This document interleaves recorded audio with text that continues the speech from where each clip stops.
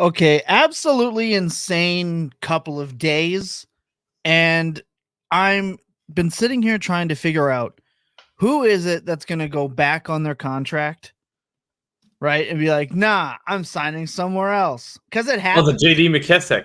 Exactly. It's Well, gonna Will Lutz did that. I know that's the top of everybody's fantasy mind Yeah. is Will Lutz. Yeah, let's start with kicker talk here. He did. He went, "No, I'm good. I'm outies." And he signed elsewhere. But I think someone is going to end up doing that. There were so many things that happened today. I cannot even keep up. All day today at work. Keeping up. Could not do it. But we're going to do our best today. We have so much to talk about. Yeah, let's fucking roll because we got what? We're gonna, like 15, 20 legitimate fantasy moves in the last 2 days. So normally we do the, big, fun fact. No, fun fact today, running backs got busy. I mean, that's the fun fact of today. Fun fact of the day. Here we go. Running back market was dead. Nah. It was reborn. Like a phoenix from the ashes. It was reborn and remolded, which shows you how bad this running back class is. This running back class has got to be viewed as so bad. Teams are actively trading for running backs and signing them to pretty decently sized contracts. I mean, yeah, I'm not so sure about I've seen this take, and I don't really think that that's as true. Like the running back market was super active, and people were signing a lot of running backs, really good running back free agent class. But I'm not convinced really that the deals are substantially better than what we've seen in previous years. Like last year's free agency class wasn't very impressive. Like I would say that Montgomery and Sanders, who kind of were the headlines of that class, were probably perceived more in like the Pollard Swift tier of backs than in the Barkley Jacobs tier of backs. I mean, I have some issues with Josh Jacobs' contract, but he was clearly perceived at a higher level. I mean, we saw Derrick Henry, who, for my money, is still plausibly the best running back available in this year's free agency, go 2 for 16. That's a steal of a contract. Aaron Jones goes 1 for 7. Like, even the Jacobs contract, you see the 4 for 48, but a lot of that's funny money, and they have optionality to get out of that really whenever they want to. So outside of maybe the Saquon contract, that's like pretty close to maybe the contract that like Nick Chubb signed, but we're definitely still a long way away or a long way removed from like the Christian McCaffrey, Alvin Kamara. I mean, I think the big thing is teams are generally just playing it 1 to 2 years at a time now with these veteran running backs, right? They're either tagging them or they're signing them to 1 or 2 year deals or fake 3 to 4 year deals. It's not as much the cap hit, but they're not doing the 5, 6, 4 year like actual real extensions that we used to see, which is, disappointing for the players, but it certainly makes sense for the teams. I think this is just kind of like a new normal for running backs, and probably what we'll expect is, like you said, the 2 to 3, a lot of guaranteed money on these contracts, at least up front. Derrick Henry's is $9 million up front, and I just want to point out how silly the Packers look. Like you said with this Josh Jacobs deal, they cut Aaron Jones, eat a dead cap total, of which I don't know off the top of my head, but I'm pretty sure it was significant. So I can break down the math on a little bit if you want. Yeah, please. And then I'll continue. Yeah. So effectively what happened was Aaron Jones would have been owed without any pay cut or anything, would have been owed $17 million this year. They eat a dead cap charge on him of $12 million. They pay Josh Jacobs a 4-year, $48 million contract that features 12.5 guaranteed. But the way that it's structured is that 12.5 is a signing bonus, and that gets stretched over 4 years. Mm-hmm. And then the actual cap, the base salary, is almost negligible for the first 2 years. It's like $1 million and $1.5 million. And then it absorbs a much higher portion of the contract over the last 2 years.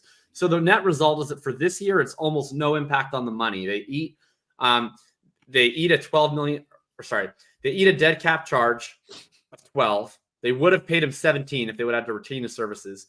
Now they're paying Jones 12, they're paying Jacobs 5. So it's basically the same thing, except if they had just stayed with Jones, it would have been entirely out of that money. Now the signing bonus is still spread across those years, so there still is some obligations to Josh Jacobs going forward for the rest of the signing bonus.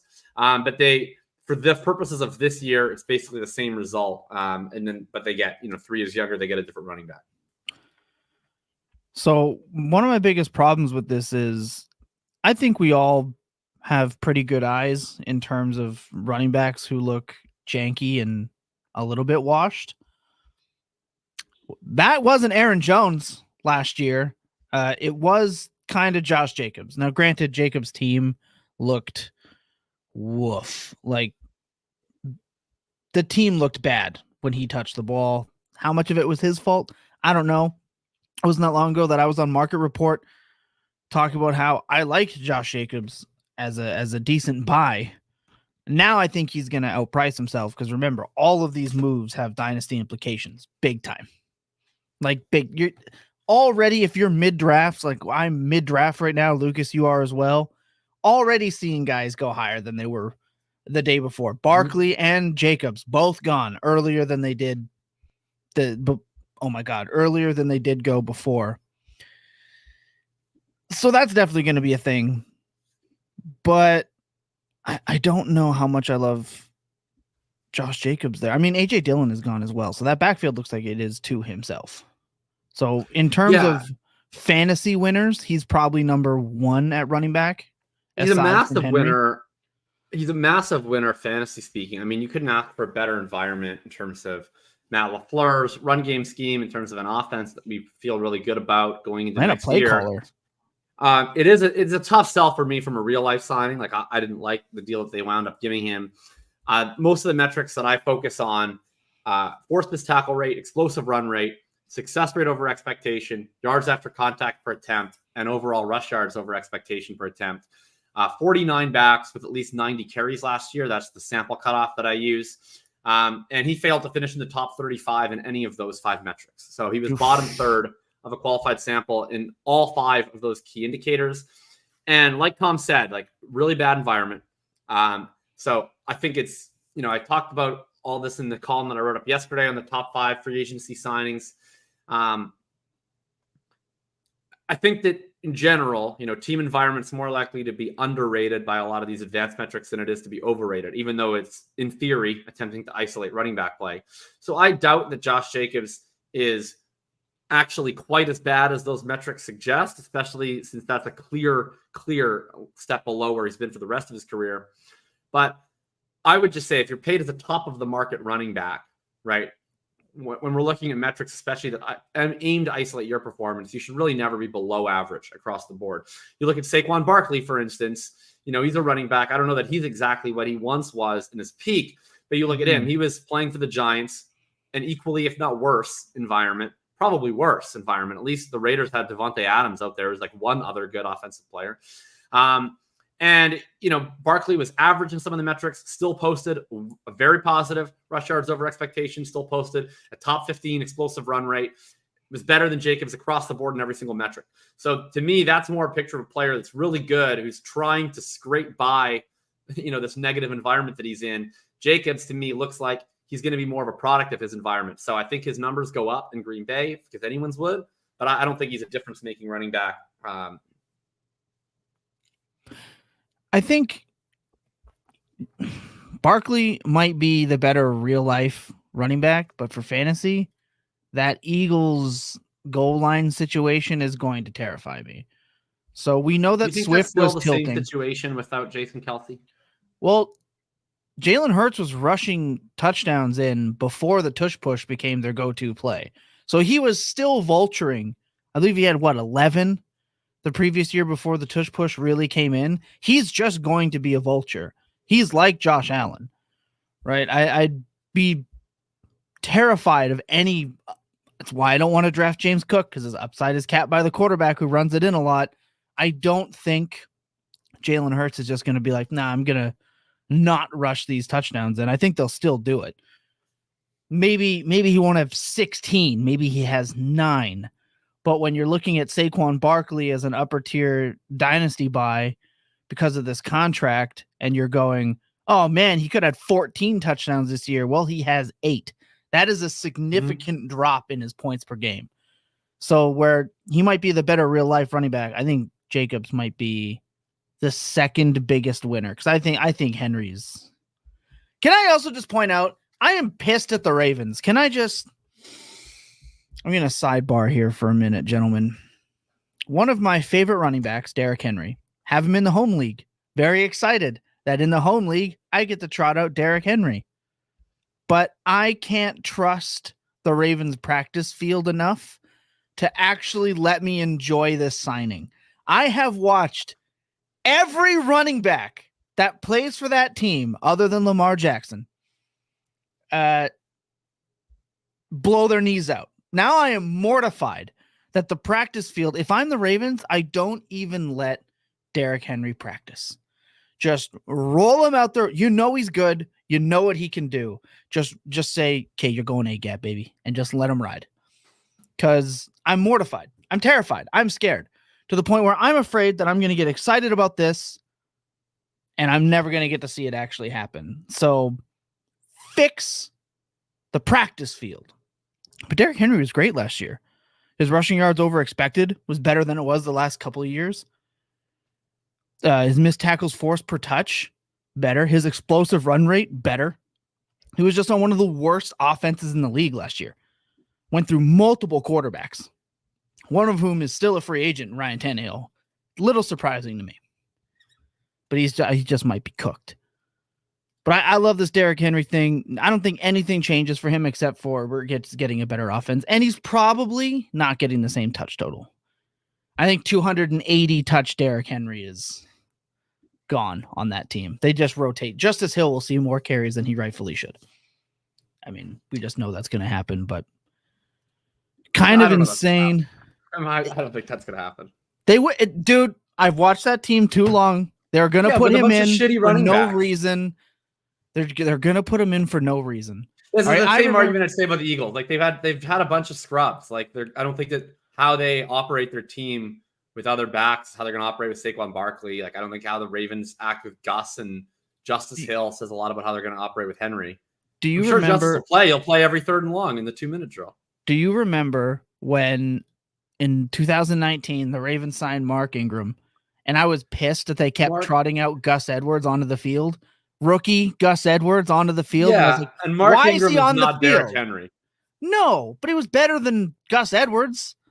Like, so it just, they do this. They rotate backs, and I'm going to need to see it to believe it to be this. That's what I'm saying. I'm sure Hill will have a role. Like, Hill will have a role because Henry never plays 80% of the snaps, right? He never plays third downs. He doesn't play 2 minutes. So I think he'll have a role. But we're getting inside the 10. I think we know who's in the game. I mean, we might get a Jamal Williams-esque touchdown run from Derrick Henry this year. It's going to be pretty insane. But let's talk some other signings here. You had mentioned DeAndre Swift. Now, this one really irked the Herbert believers, the Roshan believers. They're back.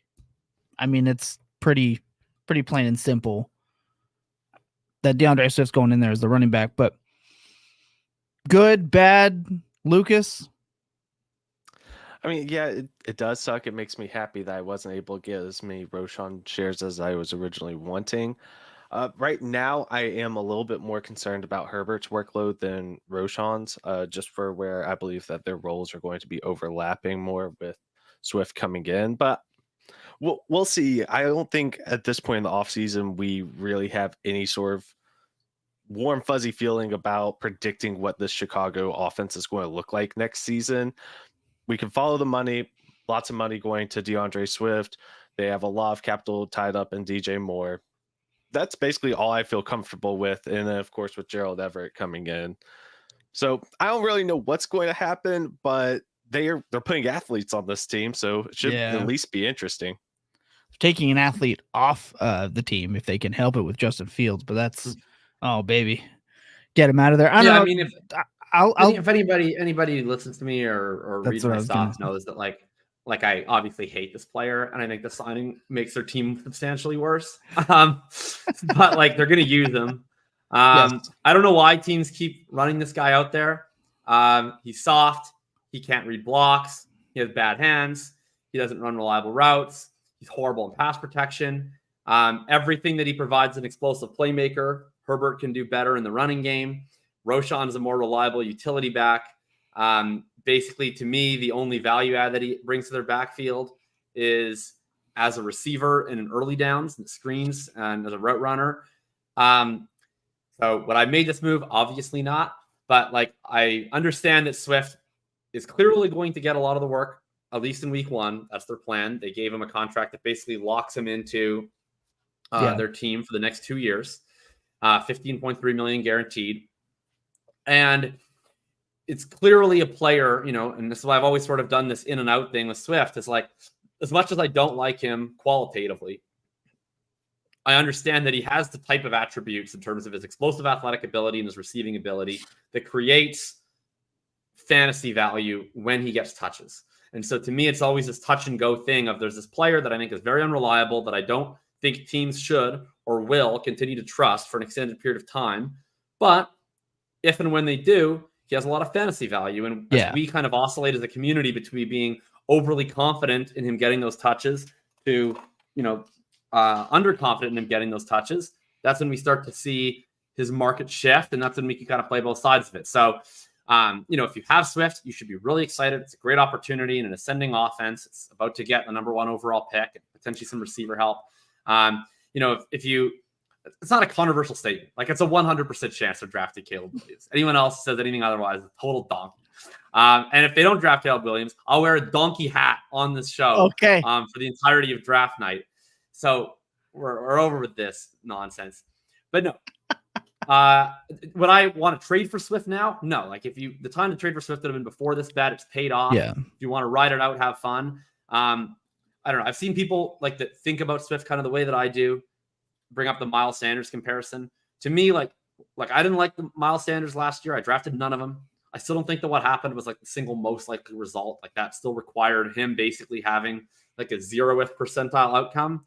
And so, will I get off some jokes if Swift has that happen to him? Obviously. I used to pray for times like this, but that's not my base expectation. I think you'll probably see 50-60% of the touches at least for the entire year and pretty much all the fun touches. Yeah. I mean, geez, Swift is going to be, I think he's probably going to still end up being just an RB2. I think he's just going to still be a mid-range RB2 unless he just gets absolutely peppered with targets. Right? I mean, that's possible, not probable. But hey, let's you know what?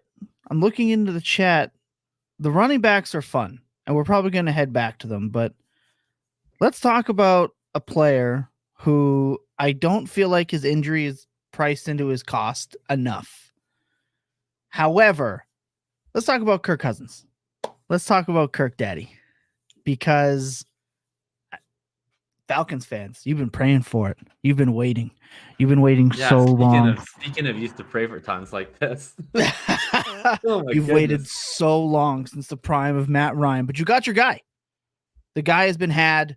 Now, coming off the injury, I don't know. I want to be a fly on the wall to Kirk Cousins contract negotiations, because this dude is just making guaranteed bank hand over fist. Now, let's break it down a little bit. They could easily win this division.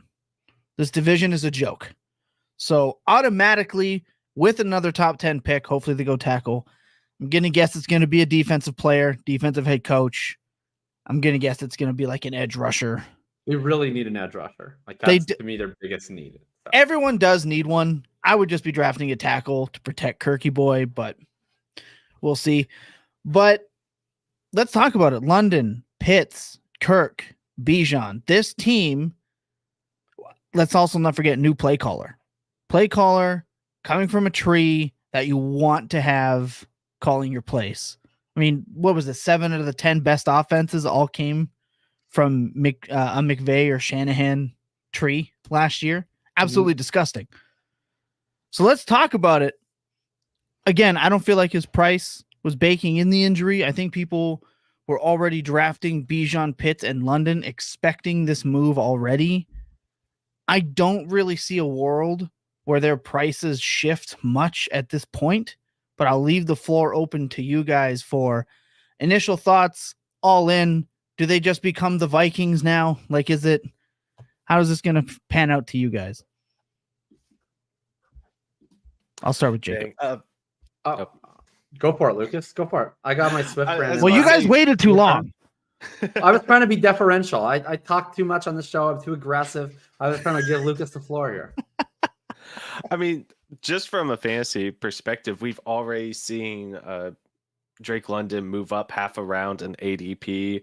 Thomas, I know you in the draft we're doing right now, we're getting some stuff for taking Kyle Pitts where he did. I think that was early round 4 whenever you took Kyle Pitts, and people were already starting to make comments in the chat about it. But now that's looking like where he might end up settling. And I will say that it is tight end premium, but he is, before he even actually is lined up to take a snap, he's already helping all of these other players' values based off of what people think that they can be, which I think makes it really fun to be those owners right now. And it's not quite to the point where I'm willing to sell some of them, but it's starting to get pretty close right now.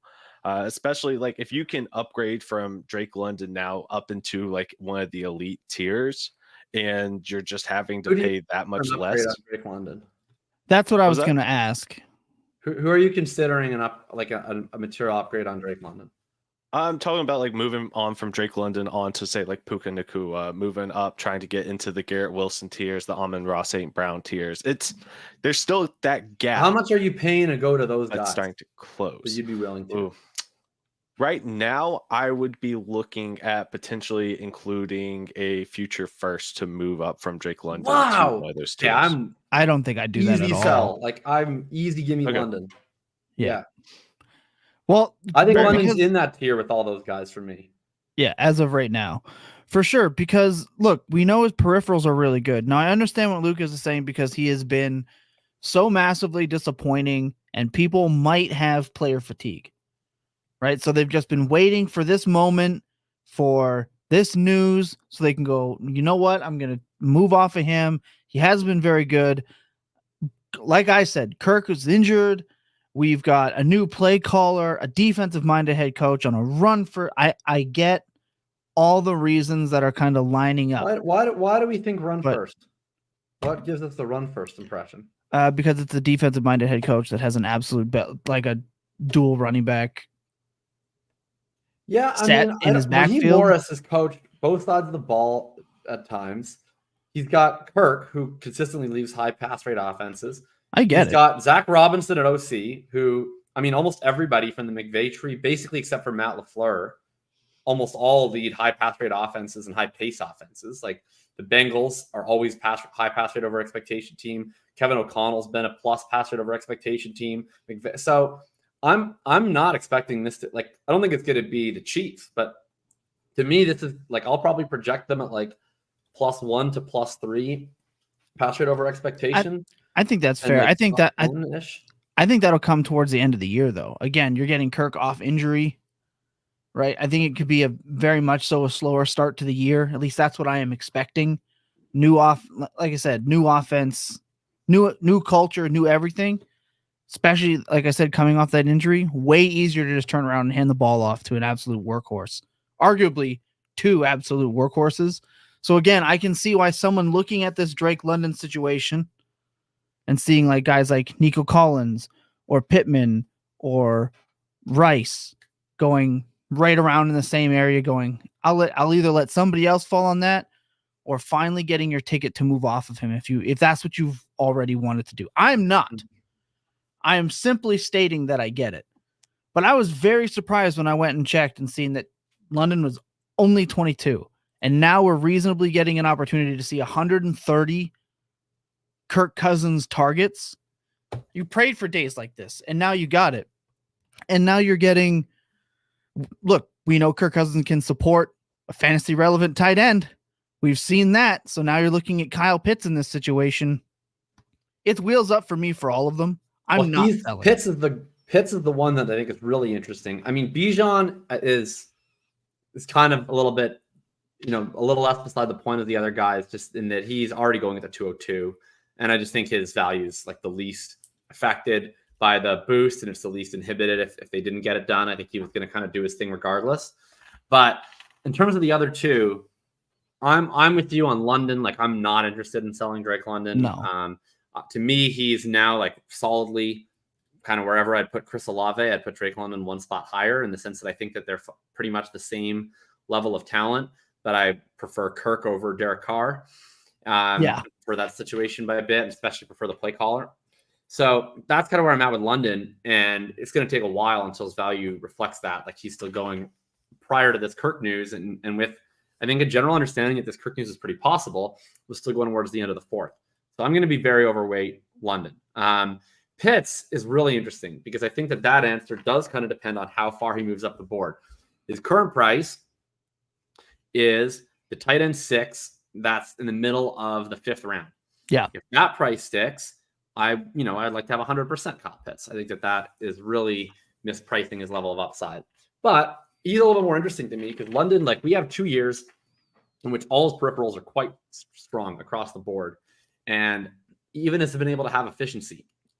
He's been able to show 2.07, 1.87 yards per route run in the context of a really poor offensive environment. Like, that's substantially better than, for instance, even what Garrett Wilson has put up in that hellish environment. So with Pitts, you really have to go back to year 1 to find a year where he was able to dominate efficiency. His peripherals, volume-wise, went up in year 2, but of course the efficiency craters, and that some of that's luck, some of it's Mariota, but you can have some questions about that. And then last year, he just was straight up, not nearly as good as he was the first 2 years from a talent perspective, really across the board. And the question is, how much was injury? And then even if it is injury, how much of that can you get back when he's healthy, right? Or because we see players get injured and we say, oh, well, it's the injury, but it's always the injury, right? Like, sometimes people just get injured and they never fully get over it. So if the market gets towards like, oh, it's 2022 again, and Pitts is going all the way to the moon, that I kind of understand taking advantage of that sell, because I do think there's a little bit more fragility to him from an injury perspective, from a talent perspective, and from a role perspective, right? That's been the other thing that's kind of snake bitten Pitts, is not being trusted to run block and then getting deployed in a way that's not very beneficial for a tight end, where they kind of end up using him more like a receiver. How do they use him in this new offense? Hopefully well, but it's just a little bit harder to say. So I have a lot more confidence in London from like a floor perspective, where I don't think that bet is going to dust. So I'm willing to take a shot riding on that upside. But like, everything's all right in front of there for Pitts. I think he has a really, really high ceiling. Like, I still think he has the highest ceiling of any tight end based on how he can be used down the field in his athletic profile. But this year is really a make or break year for his dynasty value, where to me, I see a world where he's a early round 2 startup pick next year, and a world where he's like a round 12 startup pick next year. And it really is going to see how it goes. So right now I'm buying at the round 5th, but like, you get into that like round 3 area, like, I think it would be pretty reasonable if you told me you were selling. And I see you'll talk about Darnell Mooney. We're not, and we don't need to talk about good Darnell news, Mooney. right? I think it's good news in that investing that much means hopefully now we don't have to worry about like a Roma Dunze at 8, that kind of situation. Yeah, the Mooney hive, it's not, in my opinion, it might be better for like flex play stuff, but he's not. I had people asking me in best ball. Should we? Yeah, exactly. Osborne has been fun in best ball. Yeah, exactly. People are asking me, oh, should I take like a 2/3 for Mooney? And yes, I think, yeah, absolutely. I'm with you almost at 100%, except I'm comfortable taking Pitts in the late 3. That's exactly where I took him. I took him before this news. I was expecting this news. It was a gamble. Didn't like what else was on the board, right? When you're looking in terms of guys like Ayuk, Jonathan Taylor, Tua, Waddle, it was just Kyle Pitts for me in this situation. So I'm still buying. We're talking about a guy who put up, just over 1,000 yards, was at 15 yards per reception with a super dusty quarterback in a poor offense, who, let's be honest, the jokes of Kyle Pitts scoring a touchdown, plentiful. Kyle Pitts turns in 6 more touchdowns and finishes with 850 yards and, let's say, just a light 65 receptions. easily a top 10 tight end, and all of a sudden people are right back in. So like you said, he'd have to do so little to help himself out in this offense. I think it's almost impossible barring another injury. So I'm just immediately right back in. I'm not hesitating. I'm going to get burned. You can at me. The ad is at El Nostradamus. It's fine. You won't hurt my feelings much. Is he now your Titan 3? I think he's pretty sure he's still my tight end too. Okay, so I didn't know if he was above Trey McBride for you or. Oh, then sorry. Yes, he is tight end 3. Yes. Yeah, so I got into this debate with Paul last night, and we both agreed on Bowers at 1. I don't agree. And then we were torn on Pitts versus Laporta versus McBride. And I think we ultimately came down on Pitts too. But that's, I don't know. I'm a little bit more. So anyway, but to me, those are the 4. And I don't know if we've even reached a full answer. Like they'll be almost like 4 back to back in my rankings once I update after free agency. Yeah, I don't have Bowers ranked at the moment. I'm sure I will, but he's not going to be at 1 for me. Laporta was just too damn good. McBride was too damn good. Both are locked into great roles. And then, of course, I have Pitts at 3. I could see Bowers passing Pitts for me, but he's going to be hard-pressed to get past Trey and Laporta. My concern with the Laporta thing, and I guess we don't really know whether this is going to be a McBride concern yet, kind of depending on what they do in the draft. But my concern with Laporta in particular is like I think he's obviously like infinitely safer than Bowers and Pitts. And so I totally see the argument for liking him like substantially over those guys. But he doesn't really have a downfield usage profile. He didn't in college either. So I don't think the way he was deployed was very surprising. And then he's pretty much locked in with Amon-Ra St. Brown for presumably life, who is already like one of the best intermediate target earners and is still a really young player. So I know that he's young, but it's just, I'm not sure if compared to other, like to your generic 22, 23-year-old, the Laporta has quite as much room to actually grow beyond what he was in his rookie season, where I guess when I see Laporta, I just wonder, are we buying like a young player because we think they have the capacity to explode, or are we buying a young player because we're very, very confident they're going to be very, very good for a very long time? And I think it's the latter for sure. I'm just a little hesitant with like, how big is the upside really? And, you know, I guess it's just that usage profile with Pitts that's so tempting, where, you know, he's the guy that actually gets the wide receiver level ADOT. He's the guy that's able to get the usage on seams and posts consistently. Like, if you could ever put it together, to me, his true ceiling is just so much higher. But then you have the massive risk factor of like, what if they never put it together? Ultimately, for me, luckily Laporta goes like way higher. So I'm just drafting other guys, kind of where Laporta goes, and it's a little bit easier for me to talk myself into the tight end pick where Pitts goes. I just think that one thing that the Dynasty community does a lot, and I mean in with tight ends, and I used to be the biggest TJ Hawkinson hater. I mean, I called him TJ Blockinson for years. As you mentioned, the hyper athletic, deep ball profile tight end is always what we want. But I think that there's just been a shift in usage. So guys like Trey McBride, right? The way, like you were mentioning, you weren't sure if he fit the athletic profile that you wanted, or is he more just a middle of the field, you know, catch and go down tight end, et cetera, et cetera. And like you're saying with Laporta and how he got used, if Bowers came into the league and had the exact same season that Laporta did, we would be pants off. Like, it would be unreal, amazing. So I just don't think that a guy who just did that in Sam Laporta, I can't put Bowers ahead of him. Because again, if Laporta had like a Dalton Kincaid type season, I'd be like, okay. Like, I was really high in Kincaid. Then I went back and looked into his season and went, okay, I'm probably going to be way lower on him than consensus. But Laporta's got the spot. He's got the job. He's got the offense. He's got everything that we would hope Brock Bowers got. Don't think I can put him up there. But getting back to Kyle Pitts, I could see myself putting Bowers ahead of him, even with the Kirk Cousins news. I mean, because like you said, there's a real chance he's a round 12 pick next year. Like that's not a non-zero chance. But I just can't get with you on the Bowers number 1. I can't get there. Nah, can't do that. Oh, I get it. I mean, the floor with McBride and Laporta is like rock solid. Yeah. What did we say on the show before? We're in a golden age of tight ends. I think we really are. But just not number 1. Not yet. And I'm willing to go down with that ship. I think there's a couple other running backs that we should touch on. I think the wide receivers pretty much non-existent in the free agent period.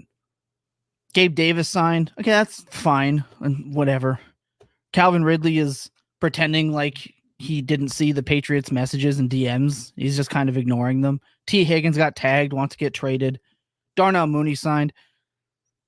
Diontae Johnson got traded, which I think will be a good one to touch on in a little bit. But there's a couple of the running backs that I want to hit. Eckler signed with the Commanders. He's dust. He's pretty much toast. He's taking over Antonio Gibson's role. That's toast to me. But Devin Singletary landing with the Giants, I actually really like for fantasy purposes. I think he ended up in one of the few spots where they're going to run the ball and there's nobody else. I mean, Eric Gray. Loved him to death. It's over. It's so Jover with Eric Gray. So I think Singletary is actually the one that I'm sneaky buying right now. Out of all these mid-tier he's Devin ones. Singletary. I mean, he got like 80% of the touches last year, and it was like fine. I mean, he was carrying people for quite a while. Like with that. How many points per game did he have last year? What, 12, 13? Like if we remove like the first month when he was coming from a guy who like touts wanting really awful, shitty running backs on his roster. I don't think you would be. But I just don't want to ever pay anything for per them. game. You don't have to pay anything for Devin Singletary now. He's pretty much free. Yeah, like I'll take him. I mean, there's going to be so many guys. It seems like that are going to score between like 10 to 13 points per game. The way that this free agency looks like it's shaking out to me. They're like, so Singletary's fine. It's hard for me to have like a favorite. Like I just feel like, you know, if I'm in a startup right now, like I'm pretty willing to invest in Hall and in Bijan. And then I just like pretty much not really looking at the running back position until like round 12. And then I just like, I don't know, give me any, whoever you guys don't want, right? Like you don't want Singletary, you want Gus, does anybody want Chase Brown, Zach Moss, Pollard, Spears, like just whoever you guys don't want, I'll just take them. And Singletary is probably among the more likely candidates for guys people don't want. I'll give you that much. That's right. People never want him. So maybe he's about Chuba. It's another one like Chuba Hubbard's probably going to just dominate a backfield this year and do not that much with it. But like you can put him in your lineup if you want to. Brian Robinson. There's an Eckler versus Singletary argument breaking out in the chat right now. I saw that, yeah. If you had to pick one in Dynasty, both of you guys, would you pick Eckler or Singletary? I would pick Devin Singletary for sure.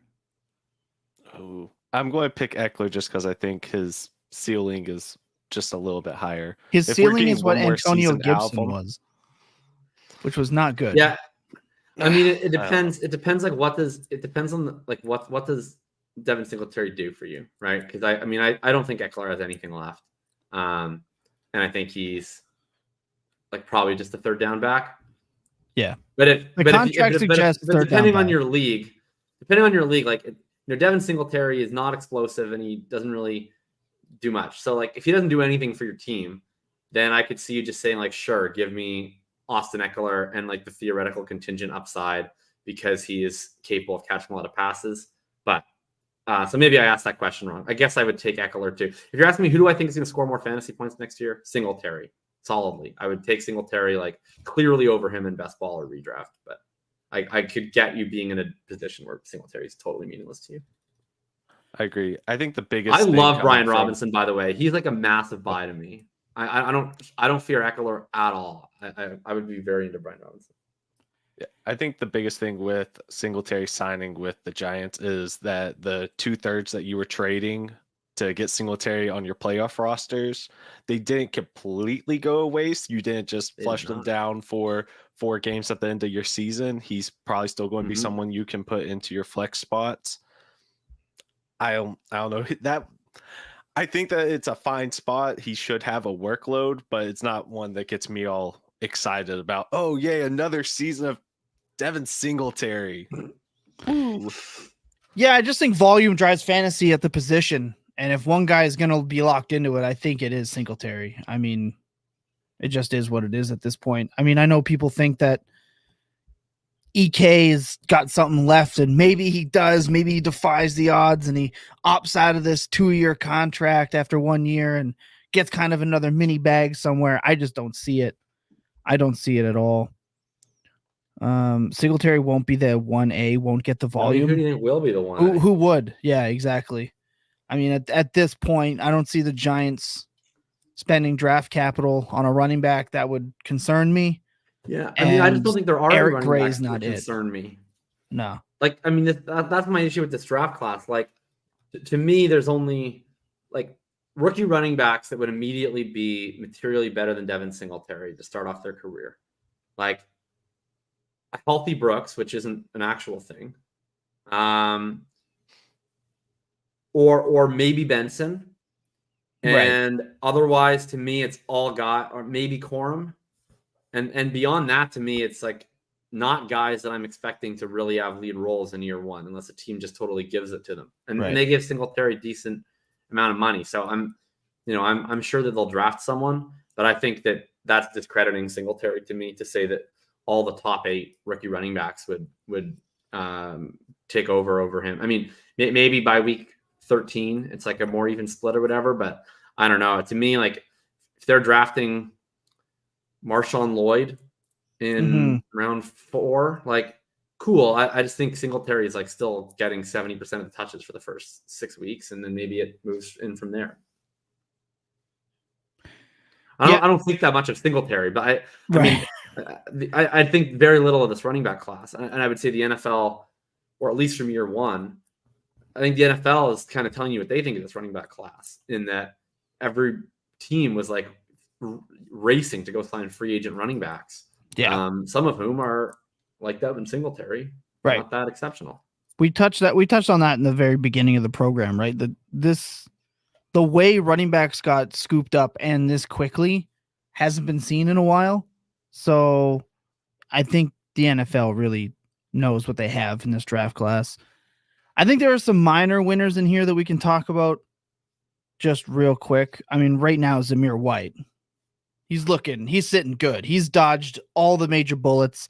I don't think there's a free agent running back left that would concern me if I were Zamir White. So now again, we're just waiting for the draft. But I think Zach Moss's deal with the Bengals is very good for him. I think Chase Brown is still going to have his role, but he obviously wasn't the 3-down back. That's a nice backfield. I think we can already kind of like, that's one I feel solid about, right? Like I think we kind of know what it is now.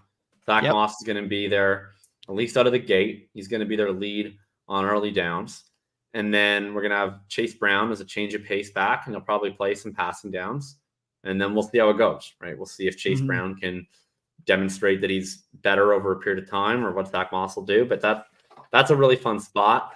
That's 2 guys, I would guess, if you want to stream RB2s that you could potentially start every week. Yep. Agreed. And I like Gus Edwards with the Chargers. I mean, he gets reunited with Greg Roman. They're obviously going to draft a running back. A lot of people think it's Corum. So he's either going to be a nice RB2 for touchdowns and like 800 yards on the year, or he's just going to exist to really irritate fucking everybody. But I like that signing. I think he'll be just fine. People who have him, who are hoping to get production out of him, are probably not unhappy at the moment. So I think that's fine. Gus Edwards is going to be the 80th consecutive season of streaming Gus Edwards for 9 points per game, hoping he falls in the end zone. Right. Yeah. That's so damn true. But I do want to talk about one player. Extremely popular. Yes. I do want to talk about one player who you have loved for many years, going to a team that already had a back with his skill set. This feels like a very weird signing, but Tony Pollard gets a 3-year deal with the Titans. This is the one to me that I feel like we need to talk about because Spears was already moving up draft boards. People were already drafting him as if he was a 3-down back. I have said on this program, and I've said on the market report, that I did not think he was a 3-down back. I expected an LDD runner. I expected the Zach Moss, the Gus Edwards, the guy to handle the early down workload. Instead, what we have are two players with, I feel, have the same skill set. Jacob, I know you're the unbiased prince of Tony Pollard. Walk us through how do you think this backfield is going to go? Because to me, this backfield is the biggest on mess. one. Yeah, so I mean, it's kind of like, as a person who's hoping for Pollard to land in a good spot, I'm really happy that he ends up getting a pretty solid contract. We don't know that's still one of the few that we don't really know the structuring on. We just know that it's 3 for 24. So presumably, you see that kind of reporting. I'd be pretty surprised if the second year isn't at least partially guaranteed, but we really don't know at this point.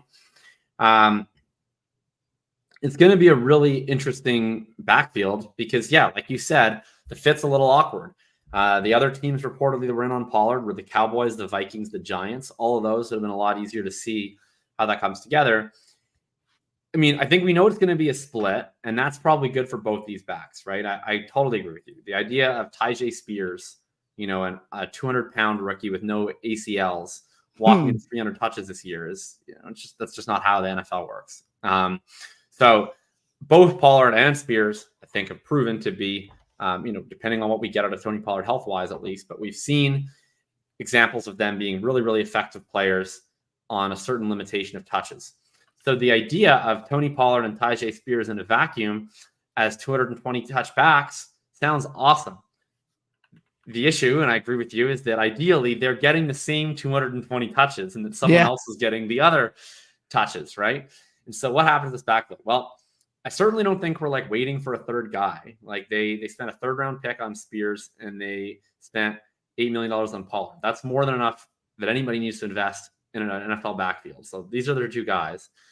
And I could see one of two things happen. The worst thing to me would be Tony Pollard. They say, well, look, you've been the feature back, so you'll get the feature back role. And he gets kind of the trap back of the 200 carries and none of the fun stuff. And then Spears gets limited to, pretty much the role that he had last year. And I think that's bad for Pollard. It's bad for Spears. It's bad for the Titans. And hopefully what they're looking at is new coach coming in, whole new team, right? We're coming in. We're going to be running Cincinnati Bengals. We're spread offense now. Yeah. And we're going to be in shotgun. And we're not looking for the same things that other teams are looking for in the running back. We have a team now that's going to be running a spread shotgun system where we don't really have a lot of receivers. And so we're looking for running backs that are prioritizing versatility and playmaking.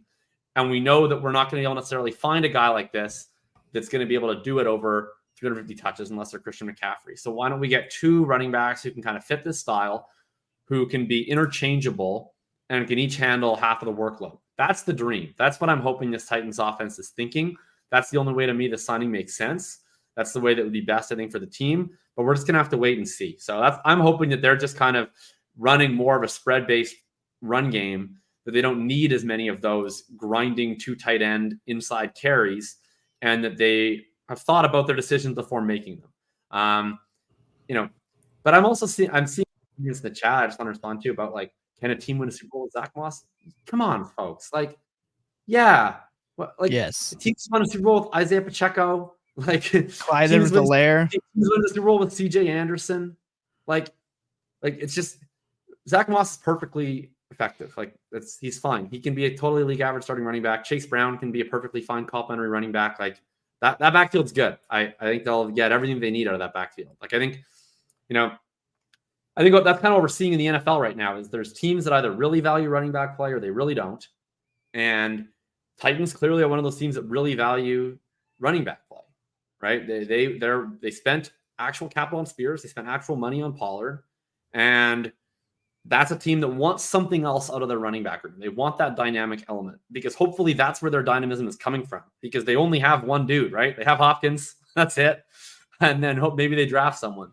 Yeah. Other teams like the Bengals are saying our dynamism of our offense comes from Joe Burrow and Jamar Chase, right? All we really need of our running back position is just enough.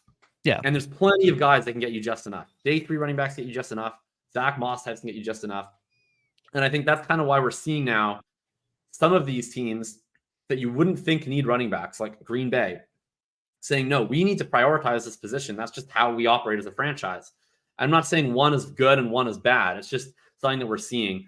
And then what ends up happening from a fantasy perspective to me is you get a lot of guys scoring 11 points per game because you get situations like the Titans where they're probably putting more resources than, necessary into the running back position. Same with the Bears, right? I think that they're going clearly above and beyond what you actually really need to spend to achieve adequacy in the position. And so because of that, they're going to get more efficiency out of the room, but they're going to have less touches available to each guy because they have all these talented players in there. And that's going to bring down fantasy production. And on the flip side, you're going to have a team like, the Raiders you brought up, who just have nobody, right? They have Zamir White, who's totally unproven, and they'll probably draft someone who is also probably not that good. Right. And that's a team that I think will also probably have a couple guys that score not that many fantasy points because they just don't really have guys that are capable of scoring 16 fantasy points over an entire season of play, right? Right. So you either have these teams that are kind of these wastelands where there's just nobody quite good enough to suck up the volume, or these teams in which they have multiple guys competing over it. And so I think it's going to be kind of a bit of a bimodal running back market.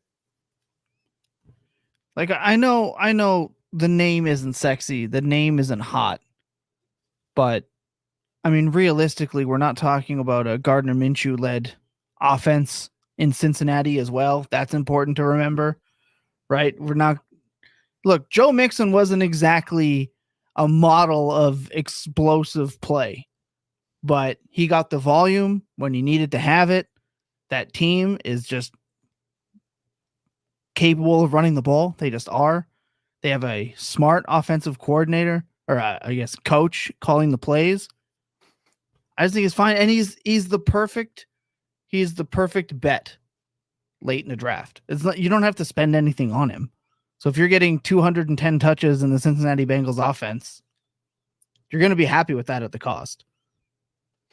Yeah, I'm absolutely loving the chat right now. The Jacob cooking but the meal isn't good. Fine. I love that. Sorry, but I think no, it's fun. I love when the chat's active. I totally disagree with Brian, but I love an active chat. That's for sure. It's just with these running backs, what can you possibly be expecting? Like, the NFL is kind of telling us what they think of the NFL draft class by these moves. We always talk about how running backs just don't get contracts. They're dust. They're done. They don't get lead roles, whatever. These guys who have been moderate to okay are getting lead back money in today's NFL. With rookies coming in, you don't see that as often. So what you're getting is, cheap options late in drafts, more than we've probably had in a long time. I just don't know why you wouldn't buy into that. That's exactly what we want. Like, this comes down to the P line. This is just an upgraded version. This is the platinum edition of the P line is what this is. It's a different, it is. And it's like, but it's a different type of environment. Like, I can't remember any other year where we've had this many backfields where it feels like there's like streamable running backs. Mm-hmm. Like, in terms of just backfields that I think will be really split, or like either split with in favorable environments like the Bengals and the Titans, or where the team is just kind of set up where there's probably just not a lot of running back fantasy production, like the Giants or the Panthers, where it's like, okay, there's one guy, but it's like, to me, it's not about like, do running backs matter or not matter. I don't think it's as binary as that. It's just in every offense, are you going to choose to prioritize your running back? And if you want to run an offense that prioritizes the running back, then you don't get to have a backfield of Devin Singletary and Eric Gray, right? Like that's not going to work. It's not going to be effective. But you can run an offense with Devin Singletary and Eric Gray. Like I don't think it's going to work for the Giants because their team's terrible. So it's probably a bad example. And their team would be terrible no matter who they had. But like, what I find something that's really interesting is the Eagles, because they're a team that traditionally has not prioritized the running back position. And they really, really prioritize the running back position this year with Saquon Barkley. And to me, that is also really interesting. We'll see how it works out, but I'm not going to be writing it off. I think what's fascinating is they've always valued the running game, right? They just haven't made the running back a focal point of their running game. Right. But at one point, right now, Jason Kelce is retired. And you also look around the league, you see Robert Hunt getting $100 million. You see Lloyd Cushenberry getting over $10 million. You see all these guards and centers, the interior offensive line market's ballooning. And, maybe Howie Roseman is looking there and saying, well, I value having a good running game. The way we've always built that running game is through the offensive line and just valuing a few traits that work within that at our running back position. Well, we lost Jason Kelce. It's going to be more expensive to try and replicate that in free agency than it will be to go and prioritize running back play that can elevate our offensive line, because now the price is coming down on running backs. And so they say, maybe I'd rather spend $12 million on Saquon Barkley than $20 million on an interior offensive lineman. Maybe that's the better use of our resources to juice our running game. And I think it's really interesting, and then you look at what does that mean for the team? Well, they might run a little bit more of a different offense now that they have another playmaker to work. So I think it's interesting. When you look at the Cowboys last year, right? Like they just basically, once they realized like 2022 Pollard is not in the room with us anymore and he's not coming back, right? We have a different guy. They just changed how their offense worked. They stopped prioritizing the back. It went from a team in 2022 that had tons and tons of expected fantasy points for running backs to a team that had very little over the second half of the season, because they said our offense at this point is all about Dak Prescott and CeeDee Lamb. And that was a pretty successful offense for them. And they have limited resources with which to spend because Dak's going to cost a ton of money and CeeDee's going to cost a ton of money and Micah Parsons is eventually going to cost a ton of money. And so they said, okay, we can't build based around the running back anymore. And so their running back room is probably going to be a rookie and like Diontae Foreman or something like that. Yeah. And so it's like, is that what you want? No, but it's a salary cap league. It's scarce resources. And every team in the context of their team has to look up what are the areas where we can just get by and what are the areas where we want to build around. And for a team like the Titans, they've chosen, like, we want to try and build around our running back group. And if they get 2022 Tony Pollard and they get the Tyjae Spears that we saw, then that's going to be, I think, a really strong bet because they're going to be able to allocate a ton of dynamic touches to those guys. But if you're a different team and you have a different players around the Titans and different budgetary constraints, then yeah, I think it's totally viable for the Bengals to be like, we got only so much money. We got to Burrow or we got to Chase. So yeah, we got to try and win the Super Bowl with Zach Moss and Chase Brown. Because frankly, if we started funneling not just our resources, but our touches into the running back position, instead of throwing it all the time to Jamar Chase, that would be bad for them, right? Like they shouldn't be, like, running backs is just kind of a thing that exists for them. And that's fair for them. I just think it's important. Go ahead. I was going to say, so with the way that it seems like so many of these teams have been going to establish what their ideal committee is to break up the touches to maximize their offense. Just typically how things are being structured. They're not going out getting the one workhorse running back. Do you think that for this rookie class that's coming in, should we be valuing the profiles that fit more of a niche role right now? And so unfortunately that means like somebody like a Blake Corum, who would typically be valued as someone who could come in and take on the 20 plus carries potentially, but he's not going to do it at elite level. He's going to start moving down the board. And someone like Jalen Wright, who could potentially go as like almost a satellite back, but get somebody really fast, get the ball in his hands and go, or a Trey Benson who will have a much better draft capital. Should we be valuing that type versus the potential for the workhorse role? I think the workhorse role for running backs outside of like five guys is dead. So I would be valuing who lands in a situation where they could do it, or they're just unbelievably talented enough that the NFL says, we're going to draft them high enough because we think you can do it. But the idea that someone from this class is going to come through and just be an absolute workhorse, I'm not valuing them like that, because the NFL right now is telling us they don't value them like that. Not saying it can't happen. I'm just not going into it thinking of it that way. Well, I think it's a really interesting question. I mean, you'd always, of course, like rather have the workhorse upside. I mean, that's where the running back can really provide value. But I do think for sure that it's worth kind of reconsidering a little bit how we evaluate these running backs, where, you know, traditionally, if every running back room worked like it worked 20 years ago, where everybody has an RB1 and an RB2. Yeah. Right. And I mean, I know it wasn't everybody, but obviously that was a way more common way to orient your team than it is now. Like, yeah, you're really just looking for those workhorse profiles, because you're mostly looking for, like, is this guy going to be a starting running back? And if they're not a starting running back, are they going to be a backup with a lot of upside? And there wasn't really that much in between other than like a few satellite backs. But I do think now that more of these teams are building around a platoon, right? It's where teams are intentionally saying, well, we'll get one veteran guy to handle one part of the running back equation for 3-4 million, and then we'll probably draft a guy in the mid rounds that can handle the other part. That composite of skill set starts to matter a little bit less than just the being good part, right? Because that's often the question that we get into. It's like, clearly, you know, whenever we get like that Breece Hall, Bijan Robinson level prospect, we're always going to be valuing those guys. But when we get into that late second and into the third round, a lot of the decisions that often faces the running back position is like the running back we're not sure that's good, but that has sort of the size and the potential capacity for receiving, versus running backs that maybe we're more confident in the talent of, but we feel has a lot of limitations on how they can be used. And maybe we should be a little bit more interested in taking some of those more limited backs if there's more teams that are going to be doing that, you know. And ultimately, it's a format question. I think the question that you always just need to ask for is like looking at your team and your format, kind of like we talked about the Singletary Eckler thing. It's like, does a 12-point per game running back do anything for me?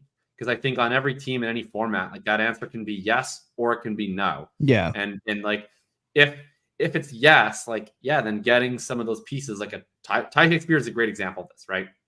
Tyjae Spears was going last year in like the late second, and like he clearly had attributes going in his favor, but we had some concerns about how much he could scale up that volume. You know, it's gonna be worthwhile, I think, for some dynasty teams to have Tyjae Spears this year, and for others it'll be entirely inconsequential. So that it's really a format question, I think. Well, I can just say that we have an example that kind of fits kind of this description that just signed with New England. We're talking about a guy in Antonio Gibson who was a spreadsheet nerd favorite, right? He had the size, 6 feet, 230-ish pounds, ran really fast, could catch the football. He was getting all the hype, and it just came down to what the NFL thought of him. So, yeah, you can have these guys, and Benson's a great example of somebody we think could have the size, right? He has the size to be the workhorse. He can catch passes, and he's super athletic. We can love that and everything. The chances of him being that workhorse, though, it's not always there. It's not always there. So we would need the NFL to let us know that. I'm not going to go in and assume that's the case. We also didn't really talk about that contract enough. The Antonio Gibson contract. I mean, it's just another team that's going to be doing some sort of split, right? I think it'll basically be the same kind of 2-to-1 split, more or less, they gave last year, would be my guess. But I don't know if anyone else has a different take on it. It is such a New England Patriots signing. I think he fits. Oh my goodness, Tom, speak. I think he fits that, you know, relief running back role really well. I like that it's 3 years, because if they move on from Mondre, who I think is just an infinitely better running back, hopefully they think so too.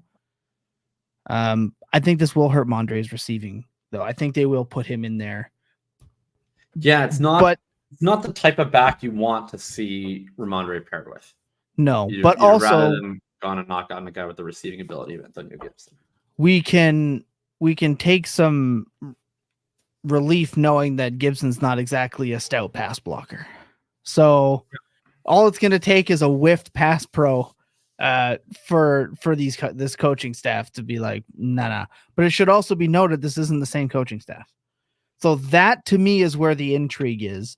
They are lacking weapons all over the place, just horrendously down bad, where Hunter Henry is like one of their top guys still for some reason. And now you have a guy that can actually catch passes out of the backfield. And it'll be interesting. But just to your question, Lucas, the reason I brought up Gibson is he fit the player that you were describing to a T. And we saw what happened. Rookie year was okay.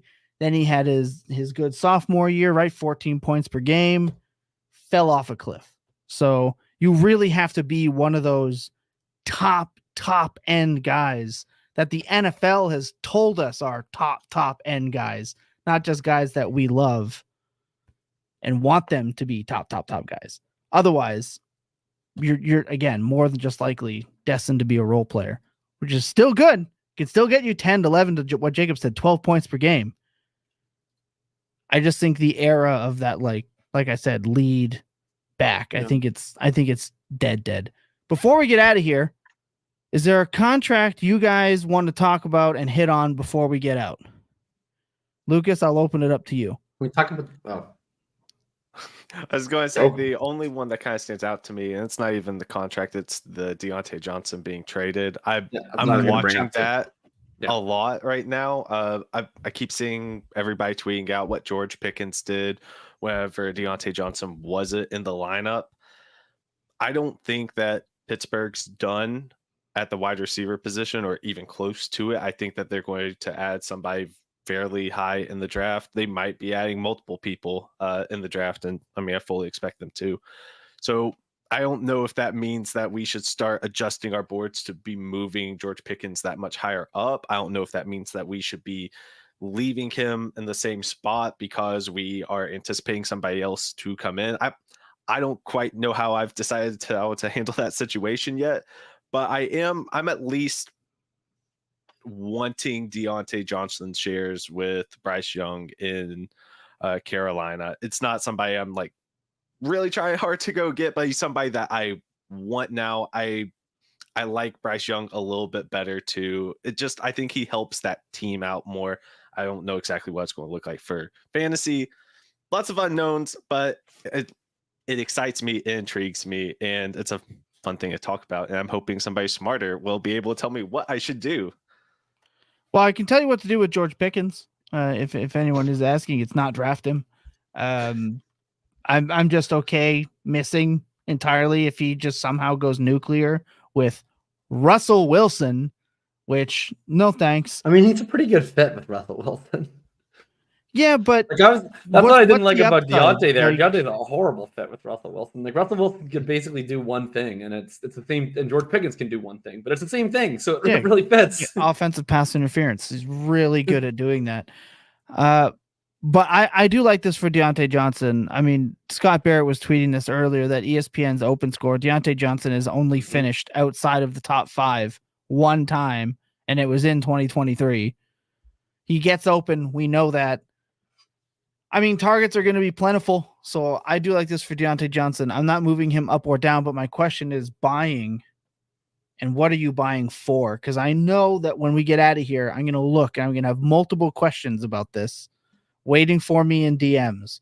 So buying or not, and what for if you are? Like what reasonably could really shift his market? Pumped to buy Diontae Johnson. I mean, I think it's perfectly reasonable to consider him worth like a late first to an early second, but I don't think you'll actually even need to pay that. So I would maybe go.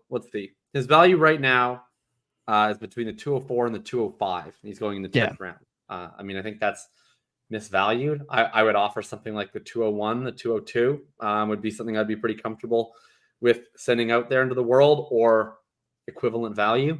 That's probably where I would be at. I mean, I think it's great for him, we just saw that Bryce Young, I mean, what he needed more than anything last year was an actual separator. The closest thing they had to that was dusty-ass Adam Thielen, who did everything that he could for about half a year until his leg stopped being able to move forward. Right. So he really needs this. And I mean, they don't have a first-round pick, right? So their first pick, which I hope they use on a receiver, is at 33. They also added 39 in the Brian Burns trade. So I would say the most likely scenario for their receiver room is like it's probably Diontae, and it's going to be a guy they drafted 33 or 39, and they'll probably let Mingo start in the slot again, even though he was so bad as a rookie. Oh, he was so bad. Hopefully, with Diontae and a new rookie, they get a more competent set of weapons for Bryce to be able to actually move the offense. But there's almost nothing they could do where Diontae shouldn't be a heavy favorite to lead this team in targets. So it's a really, really great situation for everybody involved there. As for the Steelers, I think Pickens is a really good fit with Russ. I'll probably never be quite as optimistic as the market on him. If history teaches you anything with the Steelers, it's that they prioritize the hell out of the wide receiver position in the draft. So I think them moving on from Diontae, they're looking at it and saying, hey, great wide receiver draft. See you, Diontae. We're adding one or two guys. Like I'd be betting wide receiver at pick 20 for the Pittsburgh Steelers. I'll say that. Yeah, I could see a Brian Thomas Jr. type, Xavier Worthy type player heading into Pittsburgh for sure. So in the startup draft that we're doing right now for the Fantasy Point listeners, my pick is coming up, not this pick, but the next pick. And currently on the board, we have Kenneth Walker, Stephon Diggs, Bryce Young, Isaiah Pacheco, and George Pickens. Nope.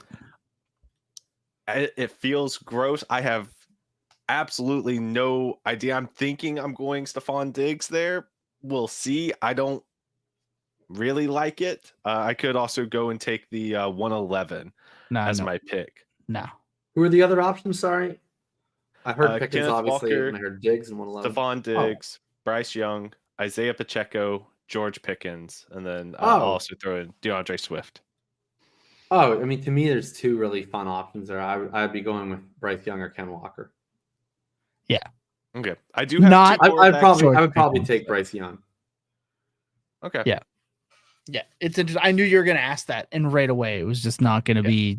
I wasn't going to let you set me up for George Pickens. Now, there was one comment before we get out of here that I do want to touch on, because I know that the audience was probably expecting me to do victory laps. We actually did talk about this before we hit the go live button and why I am not doing jumping jacks. Anti-misanthrope said, man, I wanted the show to be all about Sam Darnold being the next MVP.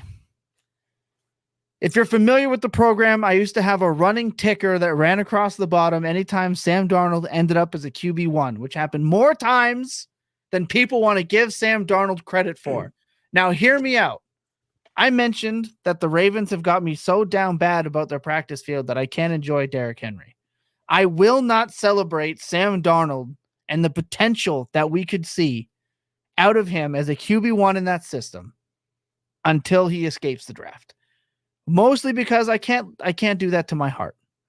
I know in my heart I want to celebrate Sam Darnold's Baker Mayfield, Geno Smithing. Okay. I want to believe that, but I got to wait for the draft because I just can't set myself up for that kind of heartbreak.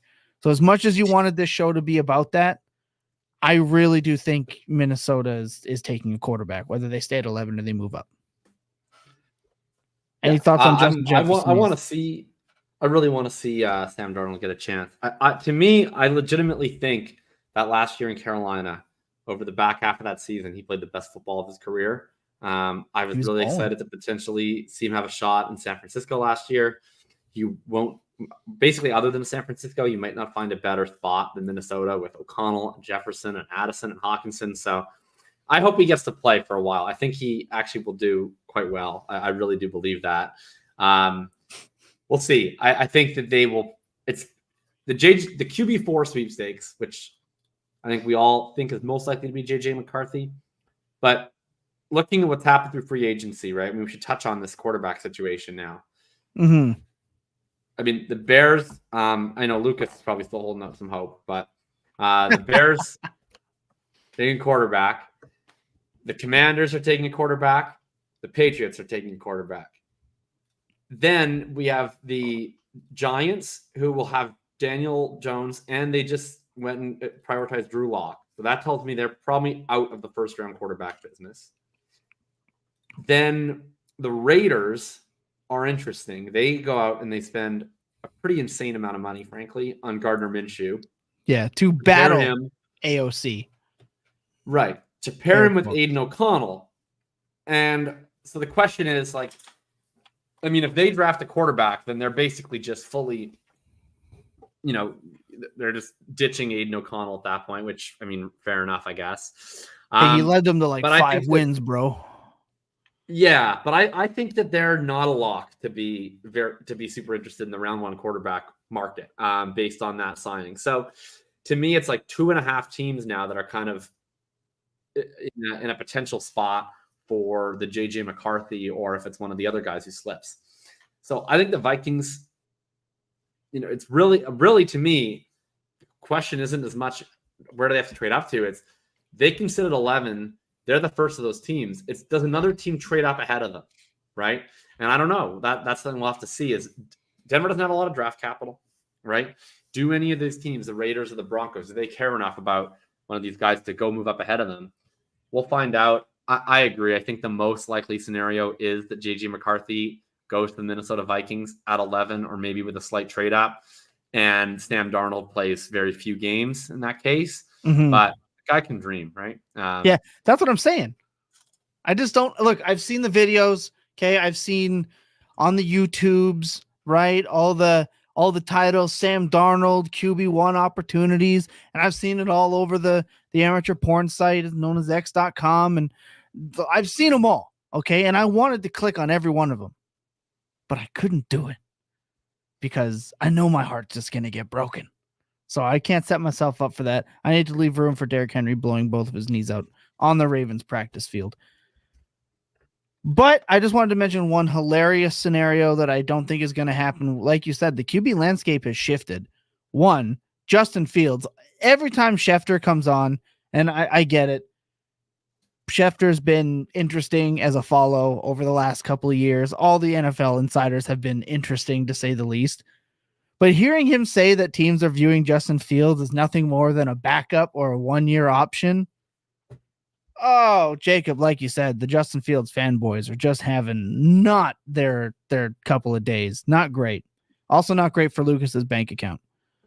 However, there is one quarterback scenario that I think would be hilarious and I want to see happen is the Jets take a rookie quarterback to back up Aaron Rodgers for his inevitable retirement.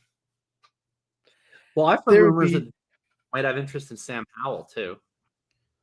Yeah, just any sort of quarterback, right? So if they spend any capital on a quarterback, but could you just imagine Aaron Rodgers though, and just how insanely hurt he would be should the Jets take his replacement like the Packers did to him? It just seems so fun, but I wouldn't mind the Sam Howell thing. Granted, I think Sam Howell is absolutely terrible, but back up one place, go back up to another place. I don't know. I mean, we'll see with Fields. I mean, like I'm first in line at the Fields hater club, but I still think that it's interesting what some of the teams chose to do. I guess we never know what the asking price is, right? Would I rather do what the Raiders are doing now than spend a second for Justin Fields? Yes. Would I rather do what the Raiders are doing now than send a fourth for Justin Fields? No. Yeah, I mean, if someone said any thoughts on Fields, go. I think that's kind of what we're doing. Minnesota, I think, Sam Darnold certainly doesn't preclude them, but to me, it communicates that their goal is Darnold plus rookie. Yeah. By all accounts, Denver has no interest. I don't think Vegas is like totally out of the mix, but I think you're pretty darn close, right? If you're spending $15 million in guaranteed money on Minshew, I think that he's your week 1 starter. Maybe they add a rookie to that to battle with him, but I don't think Fields is in their plans. So where does that leave? Like nowhere with the starting job open, right? The Steelers are going to be doing the Russ Pickett thing. the Giants went out and prioritized Drew Lock, I think that they probably would have checked in on Fields before making that move if they had any interest. And so to me, the most likely scenarios now are either that he stays on the Bears as their backup quarterback this year, and they just decide to hold him until someone else's quarterback gets injured and see if they can get a day 2 pick at that point. Or a team wants to take a shot on a development guy, right? I mean, the team that I root for is, to me, the team that makes the most sense because they're going to get probably a round 4 or round 5 compensatory pick for what the Raiders just spent on Gardner Minshew. They will clearly be in the market for a new backup quarterback. Richardson's coming off a season where he got injured constantly. So I think the Colts should be interested in getting a premium backup quarterback and would be really, really benefited from getting a backup quarterback that is super mobile. So they don't have to change the entire offense if Richardson gets injured again. And also, like, you know, totally reasonable if the Colts are like, we think we love Richardson and he's the guy, but it wouldn't hurt to have another developmental option in the building. So if I were them, I would offer a 4th round pick for Fields and see what happens. I think that the Eagles are the kind of team that might do that too, where they also just lost their backup. And the thing is with these backups, right? Like, you cancel your compensatory pick if you sign someone else. Yeah. So for a team like the Colts or the Eagles who just lost their backup, if you trade for Justin Fields, like, I don't know if it'll be a 4 or 5, but say whatever they get for Minshew, say they get a 4 for Minshew as a compensatory pick. They then go out and trade for Justin Fields. They give up a 4. They get a 4 back as a comp pick. They basically get a free Justin Fields out of that scenario. Maybe it's a 5 and they move back, a round or something like that. Right. I think that that's something that's very in play, and the Colts and the Eagles would be 2 teams that would really be benefited from it. I can tell you who I think will do it because they have the cap space to sign him if he does do well, and they also desperately need a quarterback. And that's the New England Patriots. I think the New England Patriots have a legitimate opportunity, or at least there's been enough buzz about them taking Marvin Harrison Jr. that it kind of gives me pause a little bit. It's come from multiple sources, but so maybe they want to trade down. Maybe the New England Patriots are like, we need everything. We're going to trade down. Maybe they trade way down, right? Maybe they're the ones that trade with Vegas, or they're the ones that trade with Minnesota. Whatever they got to do, they go down outside of that top 10, miss out on that. Now they go and spend, like you said, a 4th round pick, bring in Justin Fields as a 1-year option, give him any wide receiver in the 1st round and build the team. I think the team in the best position to roll the dice with where their team is New England. Because they're one of the few spots that still need a quarterback. He's only costing them $2.5 million this year. And they have just a ton of cap space currently to really go about handling him and signing other players. And right, if they go, let's say they go and trade for Justin Fields, does it make Calvin Ridley finally answer their lonely text messages back? I loved your pub analogy. I thought that was phenomenal earlier today. But I think the most realistic place for Justin Fields resides in New England because they need him. And, well, they need anything. They can't go in Bailey Zappi or whatever. And maybe they're not 100% convinced that any of these rookies are it. Take the shot on Justin Fields. It'll be cheap enough. I really do think it is. I don't think that that's an insane idea, especially because the Pats will probably be so bad no matter how good Fields or the rookie is that, maybe it doesn't necessarily cost you the chance of still having a high pick in future years. I don't think it's nuts. I think I would still just take the shot on the quarterback, but I just mostly think it's unlikely to happen because I think if the Pats had, like, as much as we've heard some people speculate that they might not take a quarterback, what we haven't heard about the Pats is any ties between them and any non-bridge quarterback, right? Like the only quarterback they were heavily rumored to sign was Brissett, and then they went and did that. They were never rumored to really be on Russ. We never heard any rumors about them and Kirk Cousins. Yeah. We heard some rumors about them in Baker Mayfield. That's true. We haven't really heard them in relation to Fields yet. Like, to me, the fact that we've heard them sort of outside of the rumorville on almost all these other quarterbacks, that indicates to me that they're just pretty comfortable sitting and picking one at 3. But we'll see. That would be That would be the spot, right? That would be kind of the last spot where he could be a week 1 starter. Yeah, that's what I'm thinking. And of course, there's obviously the Commanders, but I don't think they move out of the number 2, right? Like if somebody walked up to the Commanders and gave them a god offer, right, to move that far out of number 2, I mean, there's a spot, but at that point, why wouldn't you just re-roll Howell, right? Why would you make the move for Fields when you could just re-roll Howell? So I don't really see that. I'm just looking at this from a cap space point of view. But you're right. I mean, the Seahawks would be another interesting option, but Geno's locked in there now for at least this year, and I'm pretty sure a big dead cap hit the following year, which we've touched on before. So I think you're right. I think that was it. The Falcons, I think, was probably the team the Bears were hoping for the most, but they went and got their guy. Yeah. Breaking news: Bears are drafting Caleb. Sources me live 10 minutes away from Bears HQ. Hey, there we go. We're gonna keep you locked in there, John. 0-2.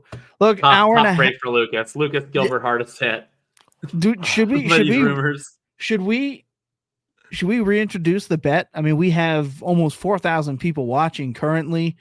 I think maybe some people don't know what the bet is. Let's reintroduce the bet on our way out, just so Lucas has another thing to fear moving forward. I have nothing to fear anymore with Jerry Jeudy going to Cleveland and everything that I ever thought I knew about fantasy being ripped from me. Right. But the bet, before we get on to the funeral that is me believing in Jerry Jeudy, was, and Jacob, correct me if I'm wrong here, but if the Bears take a quarterback at the first overall position, Jacob wins $100 from me. And if the Bears do pretty much literally anything else, I will win the $100. My ideal scenario is pretty much gone. The Falcons are not going to trade up to 101 after spending stupid amount of money on Kirk Cousins. So my dream is dead there. But every day that Justin Fields is still on that roster, I have some amount of hope. I'm not done hoping altogether. Jerry Jeudy killed a lot of my hope, a lot of my spark, but I'm not done hoping altogether. Yeah, I mean, first off, you're screwed in the bet. I mean, it's dead. It's over. We should specify if it's 100 US or 100 Canadian. I think yeah, we should probably specify. Oh yeah, Well, US. Wait, is there any currency that's more valuable than US? Euros? Anyone hear euros? I might have to be the paragon of objectivity on that one and make that call for these two. But Lucas, did you want to say final words to Jerry Jeudy as we pour one out for the guy that I ate enough shit talking about how absolutely dreadful he was, and people came after me continuously and refused to change their mind until you did just now? The only thing I can say about Jerry Jeudy, if I could talk to Jerry Jeudy, if I had that opportunity, you did not have a bigger believer. Dramatic music. Oh, that's coming. That's coming. You did not have a bigger believer on the internet in the Broncos fan community other than me. And well, even after your rookie year, whenever you had 13 drops, I still believed. In the second year, whenever you were battling injuries, I still believed. In this third year, I don't even remember how many years it's been now, but I've been believing for a long time. I still had some belief. And now, with you going to Cleveland, all I can say is good luck. I wish you the best. And who knows, maybe you can outperform Elijah Moore. It was a time, though. I had lots of memories, very few of them good. I will cherish them until Denver gets a new quarterback. Thank you. What the heck is playing now?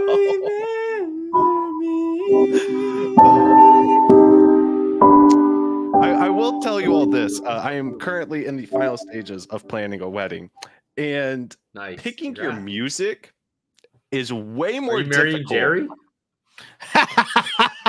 If only he would have me. The closest thing I have. No, I can't move it. I have Legos on top of it. The closest thing I have is his mini helmet and his jersey. Right. And I might just sit in the shower wearing the jersey and start crying at some point, but that's okay. Right. Yeah. I mean, at the end of the day, you will have nothing but doubt and regret and sadness knowing that I was right all along, which should probably eat at you, more than it rightfully should. Guys, we're at an hour and a half, right? Shout out to everyone watching. You guys have been phenomenal. I mean, every time we sign on to do this show every week here at Fantasy Points, I am blown away by the reception.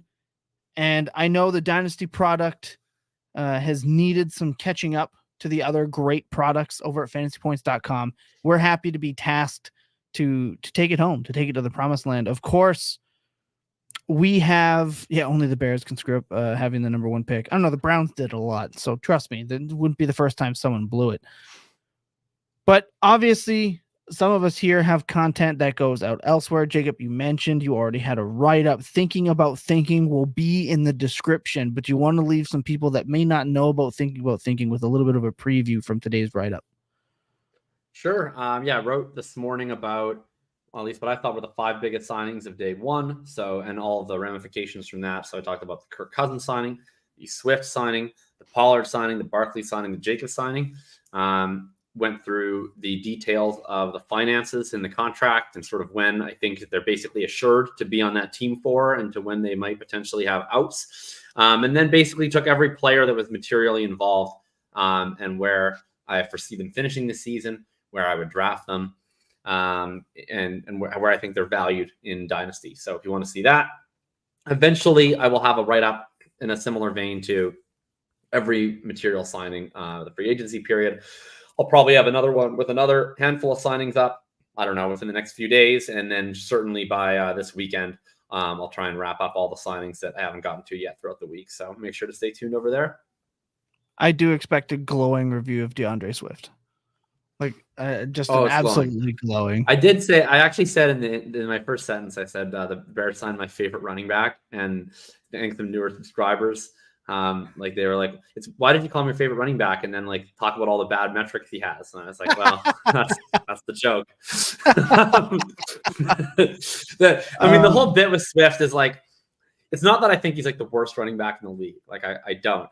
It's that he is talented enough that I'm never going to just be I don't care about him. It's not like Devin Singletary.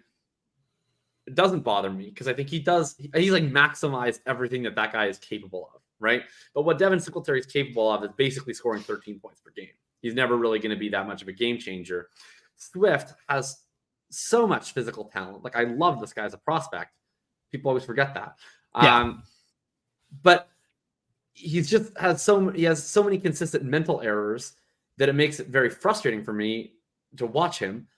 But then what's also frustrating is that ultimately my grievances with how he plays the running back position only matter to the extent that coaches care about them. Yeah. So it's this constant balancing act of if he gets touches, he's going to be really valuable. And sometimes people are like, this guy sucks. He's never available. And I'm like, yeah, he's kind of a value here.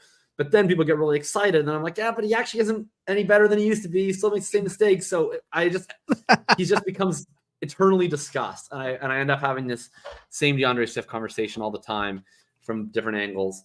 I don't know. He just lives rent free in my brain, that guy, for sure. Let us see the next chapter unfolds. He is the embodiment of me calling you a flip-flop type analyst. He is the poster child of that, because one day you'd be like, nah, he's a great value for sure. And then it could be 2 paragraphs later, you'd be like, nah, I'm out because he jumped 4 spots in ADP overnight. And you're like, nah, it's too far, bro. Too far. Lucas, you are in tune with the college football content and the Devy content. When is the next Full Tilt Devy show?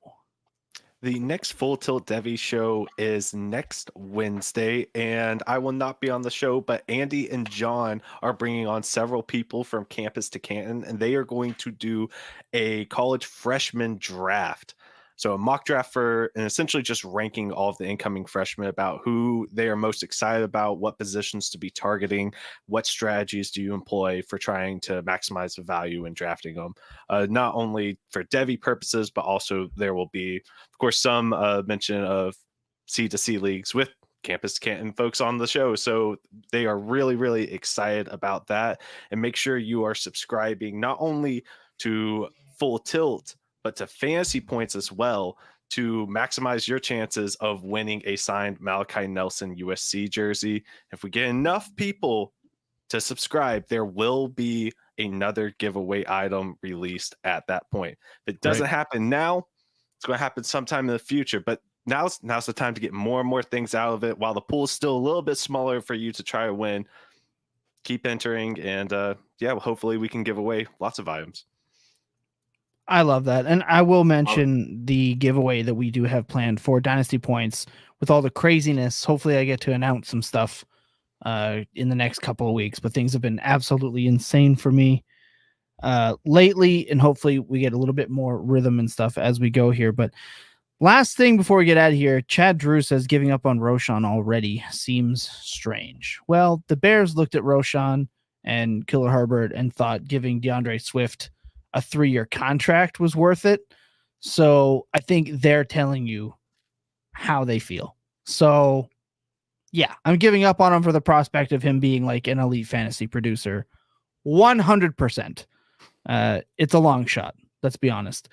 As for us, look, we did talk about, we have it. It's in the building. We have a Michael Vick signed Kelly Green jersey, and we do have a CJ Stroud 9.8 graded rookie card that we will also be trying to find a way to give away here at Fantasy Points. Don't quite know how we're going to do that yet or when it is coming, but it will be one of the many reasons why you want to be subscribed here to Fantasy Points. Reminder, the link to the Full Tilt YouTube channel for all the Devy content that is there will be in the description. Thinking About Thinking will be in the description.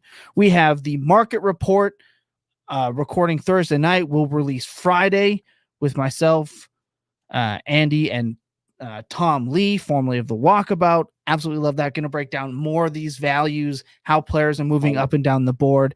You're not going to want to miss out on that. Obviously, all the other content over at fantasypoints.com, like my article, 3 undervalued players you should be drafting. And so far, all 3 of them absolutely surviving free agency.